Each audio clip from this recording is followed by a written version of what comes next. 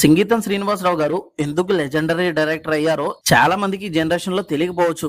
కానీ ఆయన కెరీర్ గురించి తెలిస్తే మీకే అర్థమవుతుంది ఆయన ఎందుకు లెజెండరీ డైరెక్టర్ అయ్యారో. 1980లో తెలుగు సినిమా అంటే ఎక్కువగా కమర్షియల్ ఫార్ములాస్ డామినేట్ చేసేవి. Hero elevation, songs, fights, family sentiments ఇవే ఎక్కువగా ఉండేవి. కానీ సంగీతం గారు మాత్రమే ఆడియన్స్ ఎప్పుడు చూడని కాన్సెప్ట్ తో ఎక్స్పెరిమెంట్ చేస్తూ వచ్చేవారు. 1984లో సంగీతం గారు చేసిన experiment movie Mayuri commercial entertainment trend లో ఉన్న రోజుల్లో ఒక డాన్సర్ రియల్ లైఫ్ స్టోరీని ఎమోషనల్ గా చూపించి క్లాసిక్ హిట్ కొట్టారు. తర్వాత 1988లో పుష్పక విమానం డైలాగ్స్ లేకుండా ఒక ఫుల్ లెంత్ సినిమా తీయడం అప్పట్లో చాలా రిస్కీ డిసిషన్. కానీ ఆ సినిమా ఇంటర్నేషనల్ లెవెల్ అప్రిషియేషన్ పొందింది. 1991లో ఆదిత్య 369 తో తెలుగు సినిమాకి టైం ట్రావెల్ కాన్సెప్ట్ ని పరిచయం చేశారు. చాలా మంది ఆ సినిమాని హిస్టరీలో గ్రేటెస్ట్ స్కైఫై ఫిల్మ్స్ లో ఒకటిగా కన్సిడర్ చేస్తారు. 1994లో భైరవ ద్వీపంతో ఫ్యాంటసీ వరల్డ్ ని క్రియేట్ చేసి ఆడియన్స్ ఇమాజినేషన్ ని నెక్స్ట్ లెవెల్ కి తీసుకెళ్లారు. టెక్నాలజీ లిమిటేషన్స్ ఉన్న రోజుల్లో కూడా విజువల్ మరియు స్టోరీ టెల్లింగ్ తో మ్యాజిక్ క్రియేట్ చేసేవారు. ఇలా ప్రతి డికేట్ లో ఆడియన్స్ చూడని కాన్సెప్ట్ ని ట్రై చేస్తూ వచ్చేవారు. కామెడీ అయినా, ఫ్యాంటసీ అయినా, సైన్స్ ఫిక్షన్ అయినా,